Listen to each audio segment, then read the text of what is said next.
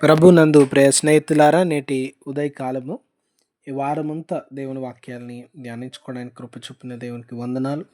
ఈ ఉదయం వాక్యం వినడానికి చేరిన మీ అందరికీ కూడా నిండు ఆహ్వానాన్ని తెలియజేస్తున్నాను. ప్రార్థించుకుందాం. కృపగల ప్రభువా, నేటి ఉదయకాలం వాక్యం ద్వారా మాట్లాడుతూ మమ్మల్ని దర్శించమని యేసు నామమున అడిగి వేడుకుంటున్నాం తండ్రి, ఆమేన్. ప్రియమైన వారలారా, నేటి ఉదయకాలం అపోస్తలుల కార్యములు 8వ అధ్యాయంలో 36వ వచనంలోని మాటను ధ్యానించుకుంటా ఉన్నాం. వారు త్రోవలో వెళుచుండగా నీళ్లున్న ఒక చోటికి వచ్చినప్పుడు నపుంసకుడు, ఇదిగో నీళ్లు, నాకు బాప్తిస్మం ఇచ్చుటకు ఆటంకమేమని అడిగి రథము నిలుపుమని ఆజ్ఞాపించాను. దేవుని వాక్యంలో అనేక వ్యక్తుల పేర్లు ఉండడాన్ని మనం చూస్తూ ఉన్నాం. గత అధ్యాయంలో చెడ్డవాడు, దుష్టుడైనటువంటి గారడి చేయు సీమోను పేరు కూడా ఉంది. కానీ ఈ అధ్యాయంలో ఒక రాణిగారి దగ్గర మంత్రిగా ఉన్నటువంటి వ్యక్తి, రాణిగారి ధనాగారం అంతటికి అధికారి అయినటువంటి వాడు, ఆయన పేరు లేదు కానీ ఆయన నపుంసకుడు గనుక అతడు నపుంసకుడు, ట్రాన్స్జెండర్ అని మాత్రం ఉంచినారు. ఆయన పేరు కూడా మెన్షన్ చేయలేదు. ఆనాటి సమాజం ఆ రీతిగా ఉంది. వారి పేరు పెట్టడానికి కూడా ఇష్టపడలేదు. అటువంటి వ్యక్తికి దేవుని ఆత్మ స్వార్థం చెప్పు అంది. ఆయనకు సువార్త చెప్పు, వెళ్ళు. చూడండి, దేవుడు మనుషుల పైరూపాన్ని, మనుషుల స్థితిని, వారు ధనికుల బీదవారా అవన్నీ చూడట్లేరు. ప్రభు హృదయాన్ని చూస్తారు. ప్రభు ఆశ గల వ్యక్తులను చూస్తూ ఉన్నాడు. ప్రభు పశ్చాత్తాపడి దేవుని దగ్గరికి తిరిగి వచ్చే వారిని చూస్తూ ఉన్నాడు. నలిగిపోయిన స్థితిలో, హింసలో, బాధలో, కష్టాల్లో ఉన్న వారిని చూస్తూ ఉన్నాడు. ఇతడు యెరూషలేమునకు వెళ్ళిండు. యెరూషలేముకు నపుంసకులు వెళ్ళినప్పుడు వారు అతడు మొదట యూదుడు కాదు కాబట్టి ఇంకా లోపలికి వెళ్ళలేడు.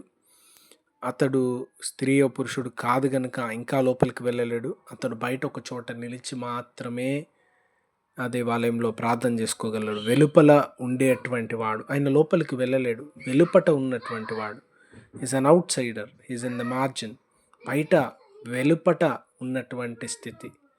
అటువంటి వాడిని వెతికి కలుసుకొని స్వార్థ చెప్పమని ఆత్మ పంపించింది. ఎందుకో ఈరోజు క్రైస్తవ విశ్వాసం అనేకులను ఆదరించిందంటే, ఎవ్వరూ పట్టించుకొని వారు, ఎవరు ఇష్టపడని వారు, తృణీకరింపబడిన వారు, వెలుపట ఉంచబడిన వారు, విడిచిపెట్టబడినటువంటి వారిని ప్రేమతో చేర్చుకున్నటువంటి దేవుడు యేసుప్రభుల వారు.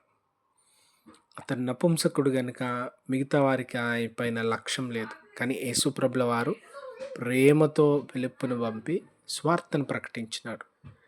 చూడండి, యూదులేమో స్టెఫెన్ లాంటి దైవజనుడు గొప్ప కార్యములు చేస్తూ ఉన్న వాక్యం అంగీకరించకుండా తర్కించుతూ ఉన్నారు.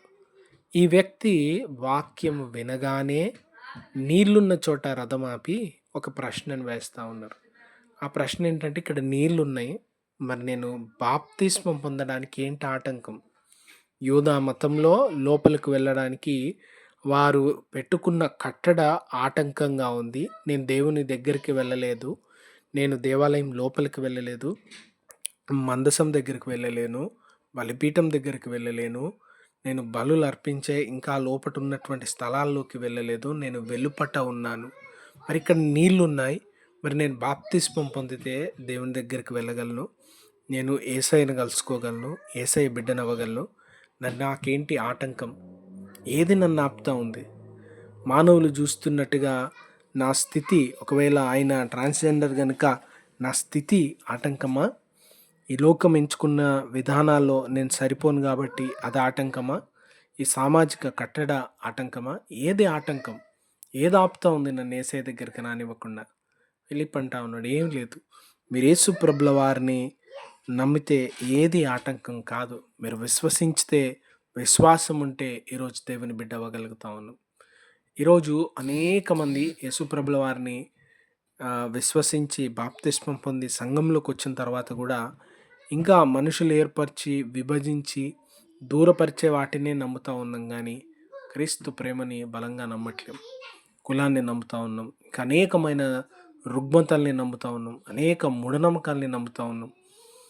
చూడండి, యేసు ప్రేమ ఎల్లలు దాటినటువంటిది, కట్టడలను దాటింది, సరిహద్దుల్ని దాటింది, అన్నిటిని దాటి అందరినీ సమానంగా ప్రేమించే ప్రేమ. ఆ ప్రేమ దేవుడు ఆ ప్రేమను మన హృదయాల్లో నింపి ఆయన కొరకు అనేకుల్ని సంపాదించడానికి, ప్రేమించడానికి, నరులందరూ ఒక కుటుంబంగా జీవించవచ్చని చూపించడానికి మనల్ని సాధనములుగా వాడుకొనుగాక. God bless you all. దేవుడు మిమ్మల్ని దీవించునుగాక.